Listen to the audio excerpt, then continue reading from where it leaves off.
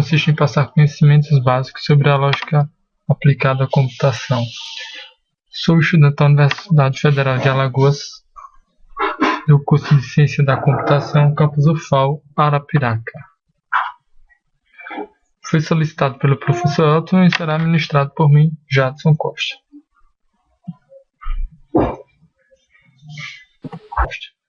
Neste vídeo, trabalharemos dois tópicos importantes,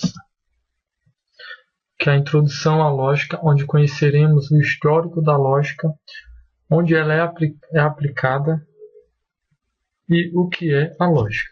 Em seguida, trabalharemos com a lógica proposicional, uma lógica já avançada e voltada para cursos de exata, ciência da computação, análise de sistemas e assim por diante.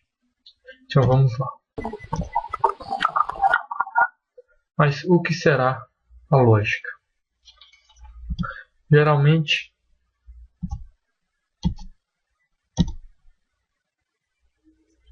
o que é lógica? O que pensar por lógica? Geralmente se associa a lógica à matemática, mas na verdade ela se apresenta de diversas formas e em diversos contextos filosóficos, científicos e assim sucessivamente. Como podemos ver, para a filosofia, a lógica é a parte da filosofia que estuda o fundamento, a estrutura e as expressões humanas do conhecimento. Já no estudo da natureza, ela é o raciocínio e as formas de incrementar sua utilização. Isso é o que nos diz o filósofo Andrews. E temos também Meltzer, que diz que a lógica é a análise de métodos de raciocínio. Né? É interessante que essa análise de métodos de raciocínio, segundo Meltzer, é uma das que mais se encaixa no contexto da ciência da computação. Né? Exemplificando tudo isso, temos os seguintes exemplos, onde fica mais claro, né, essa tese de Meltzer. Todo homem é mortal. Lula é um homem, portanto Lula é mortal. Todo gato mia. Pia é um gato, portanto Pia mia. Né? E para a lógica, todos esses argumentos têm o mesmo valor. Né? É o caso desse exemplo. Todo x é y, z é x, portanto z é y.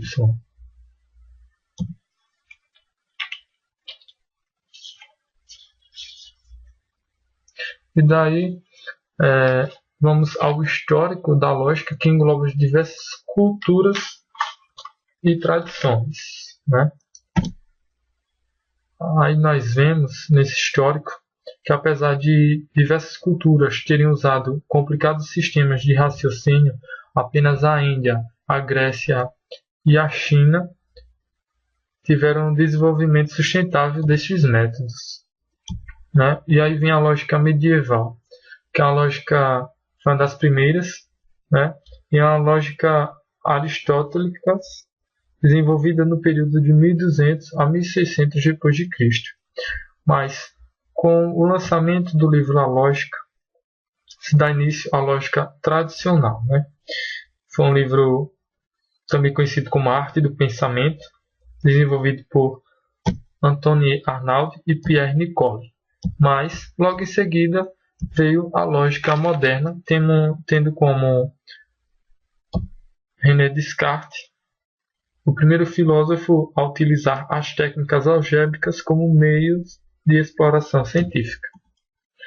E logo em seguida, Gotthold Frege criou um sistema de representação simbólica para representar formalmente a estrutura dos enunciados lógicos e suas relações.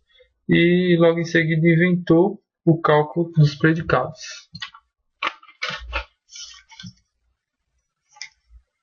Né? E aí vamos para o dia a dia, onde vemos a lógica. Né? A lógica, nós podemos ver ela ao escrevermos, na ciência da computação e também ao falarmos. No nosso dia a dia, quando andamos, quando escrevemos, quando falamos, os nossos pensamentos, os nossos neurônios, eles começam a usar o raciocínio para saber como e quando utilizaremos, como utilizaremos cada passo, como utilizaremos a mão para escrever e assim sucessivamente. Uma parte importante que não podemos deixar de fora dessa introdução à lógica é a relação entre a lógica e a ciência da computação. A lógica e a ciência da computação. Bom, a lógica está presente desde os tempos modernos, da ciência da computação, onde ela foi introduzida na criação de sistemas para facilitar a comunicação entre o homem e a máquina. Com toda a evolução do hardware e do software, a lógica foi cada vez mais se ampliando e se envolvendo. Hoje, ela é usada na criação de diversos programas de computação, desde uma porta lógica, uma North-End, e assim sucessivamente. Ela está muito relacionada à história da ciência da computação, porque é bastante fundamental para se chegar na criação de tais programas.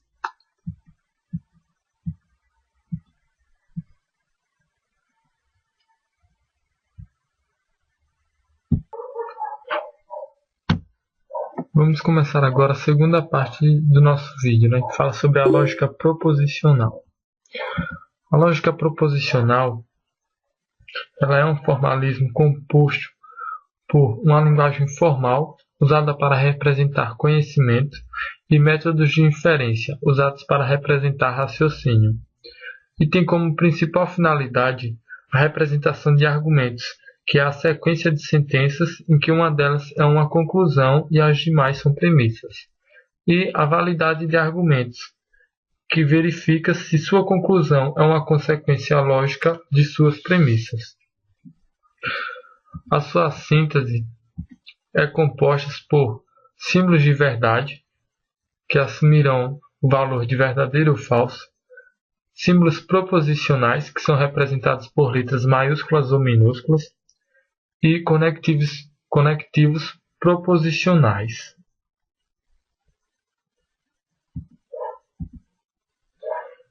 Como eu já falei, esses símbolos de verdade assumirão o valor de verdadeiro ou falso.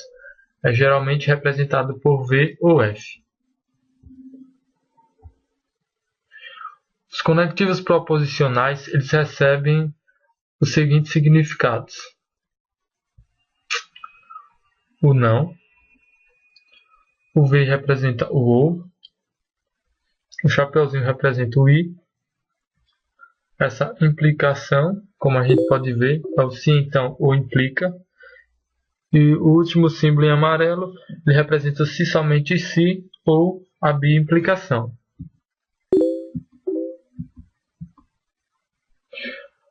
E eles seguem também uma ordem de precedência, como podemos ver aí de cima para baixo, do maior para o menor.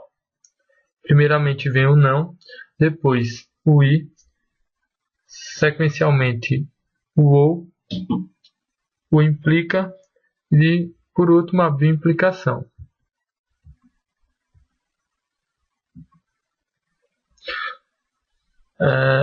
As propriedades da lógica proposicional elas se baseiam nessas três propriedades simples aqui. Temos a propriedade associativa, que é a propriedade que pode ser representada A ou B ou C, que tem o seu símbolo semelhança com A ou B ou C. A segunda propriedade que veremos é a comutativa. Essa propriedade representada da seguinte forma: A ou B, tendo como símbolo de semelhança B ou A. E a última, a distributiva, que é representada A ou B ou C, tendo símbolo de semelhança A ou B e A ou C.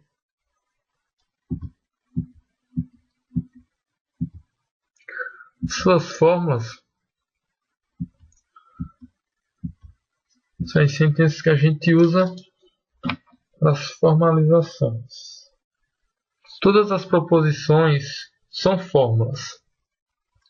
Portanto, Essas são uma das principais fórmulas que a gente vê na maioria da lógica, né?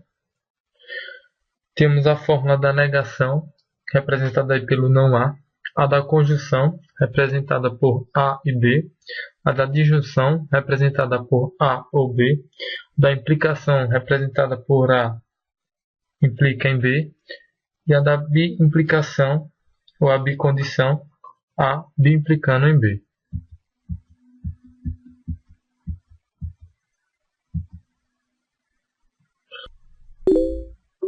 Vamos falar um pouco sobre a formalização de sentenças, que é um meio do nosso conhecimento ser representado, né? E para essa formalização, seguimos 3 passos importantes. O primeiro deles é identificar os conectivos, onde vamos identificar as palavras das sentenças que correspondem a esses conectivos lógicos. Segundo, identificar as proposições. Essa é relativa à parte onde a gente identifica a sentença correspondente às proposições atômicas e associamos a cada uma delas um símbolo proposicional para ficar mais fácil a interpretação. E por último, escrevemos as fórmulas fazendo as devidas substituições, onde nós vamos escrever a fórmula correspondente à sentença, substituindo suas proposições atômicas pelos respectivos símbolos proposicionais e seus conectivos lógicos pelos respectivos símbolos conectivos. Temos aí este exemplo, onde está chovendo. Se está chovendo, então a rua está molhada. Se a rua está molhada, então a rua está escorregadia. Temos o vocabulário, onde nós estamos neste momento substituindo as sentenças, né? Onde o Z representará está chovendo. O H representará a rua está molhada e o G representará a rua está escorregadia. Fazendo essa formalização, vamos criar um K que será igual a Z, onde Z implica em H, logo H implica em G. Também vamos falar também da formalização de argumentos, que é uma sequência de premissas seguindo de uma conclusão. Como podemos ver aí no exemplo, se faz sol está calor, está fazendo sol, logo está fazendo calor. Seguimos alguns passos idênticos ao de formalização de sentenças, que é a questão do vocabulário, onde vamos criar as sentenças, né? Vamos substituir. Logo o D representará a palavra sol, o B a palavra calor. E formalizando, ficará da seguinte forma: D implica em B, logo D é igual a B. E falaremos de tabela verdade também, que faz parte da lógica proposicional, onde ela é um método semântico que permite verificar se os argumentos são válidos ou inválidos. Geralmente, como já vem dizendo, né, ela permite verificar se os argumentos são válidos ou inválidos, onde eles assumirão o valor de verdadeiro ou falso. Como utilizar tabelas, né?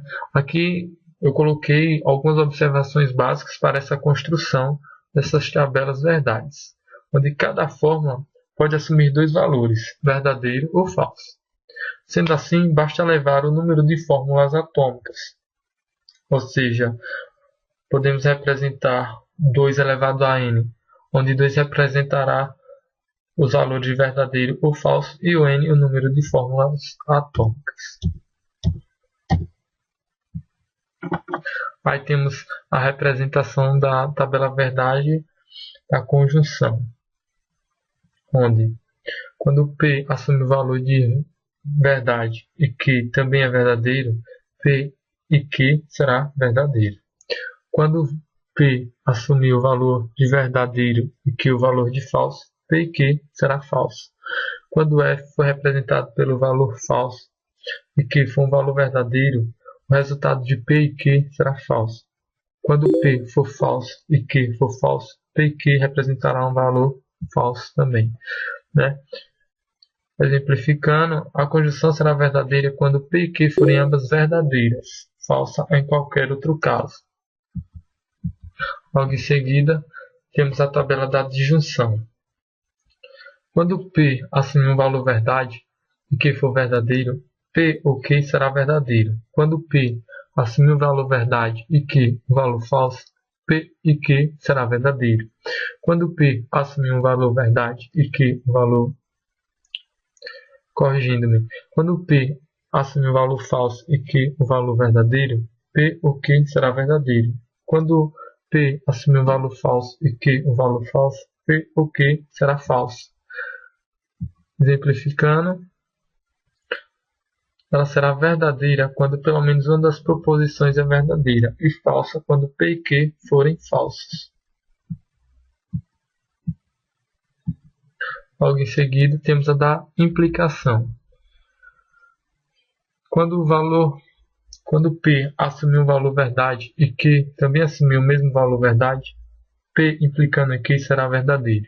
Quando P assumir um valor verdade e Q um valor falso, P implicando em Q será falso. Quando P assumir um valor falso e Q um valor verdadeiro, P implicando em Q será verdadeiro. Quando P assumir um valor verdade e Q... Corrigindo-me. Quando P assumir um valor falso e Q um valor falso, P implicando em Q será verdadeiro. Portanto, ela é falsa quando P é verdadeiro e Q é falso. E ela será verdadeira caso contrário. Temos aqui a da bimplicação. Quando P assumir um valor verdade e Q um valor verdade, a P implicando em Q será verdadeiro. Quando P assumir um valor verdade e Q um valor falso, P implicando em Q será falso. Quando P assumir um valor verdade e Q... Corrigindo-me. Quando P assumir um valor falso e Q um valor verdade, P implicando em Q será falso. Quando P assumir um valor falso e Q um valor falso, P implicando em Q será verdadeiro. Logo, ela será verdadeira quando P e Q são ambas verdadeiras ou ambas falsas. E ela é falsa quando os valores de ambas são distintas.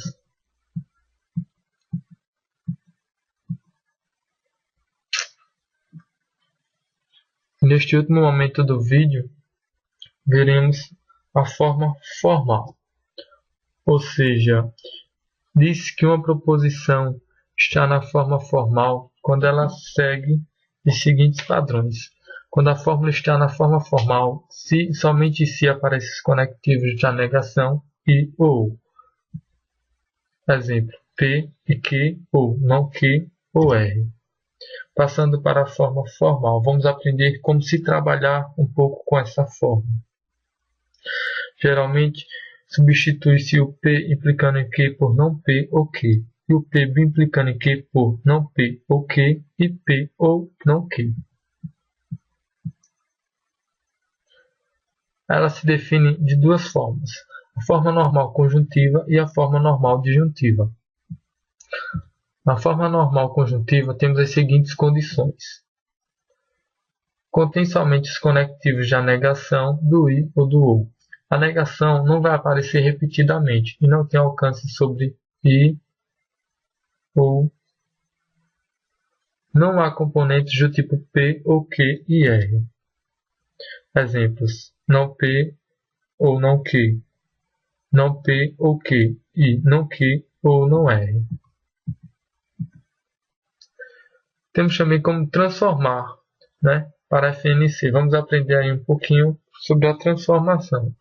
Elimina-se os conectivos substituindo-os por P implica em Q por não P ou Q, e P implica em Q por não P ou Q e P ou não Q. Elimina-se as negações repetidas e os parênteses, precedidos de negação, utilizando as regras da dupla negação e de Morgan. Substituindo P ou Q e R e P e Q ou R por suas equivalentes respectivas, P ou Q e P ou R e P ou R e Q ou R.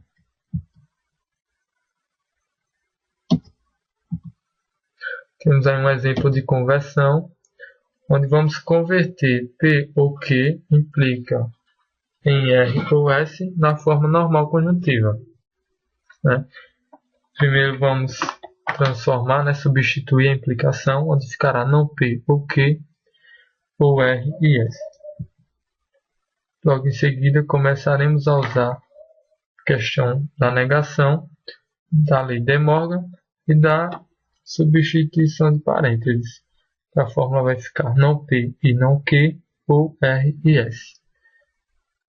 Logo em seguida, ela ficará não P e não Q, ou R, e não P e não Q, ou S. E por último, vai ficar na forma normal conjuntiva, assumindo a seguinte sentença: não P ou R, e não Q ou R, e não P ou S, e não Q ou S. E em seguida, a forma normal disjuntiva. Ela segue algumas condições são iguais à outra, né? A única que muda é a questão que ela não há componentes do tipo P e Q ou R. Temos aí como exemplo não P ou Q, P ou não Q, ou não P e não Q e R. A forma normal disjuntiva, para transformar, ela também segue alguns parâmetros quase idênticos, por isso precisamos ter bastante atenção. A questão de eliminar os conectivos substituindo por P implica em Q, vamos substituir por não P ou Q, e P implicando em Q por P e não Q, ou não P e não Q e R. Quando eu for eliminar elimina-se as negações, né, repetidas e os parênteses precedidos de negação, também utilizando as regras da dupla negação e da lei de Morgan. E a questão da substituição, P e Q ou R e P ou Q ou R possuem seus equivalentes respectivos, P e Q ou P e R e P e R ou Q e R. Temos aí o exemplo de conversão, onde P implica em Q e Q implica em R, onde ficará não P ou Q e não Q ou P. Em seguida, ela ficará não P ou Q e não Q ou não P ou Q e P. E por último, não P e não Q ou Q e não Q ou não P e P ou P e P. Quero agradecer a todos, muito obrigado e aguarde os meus próximos vídeos.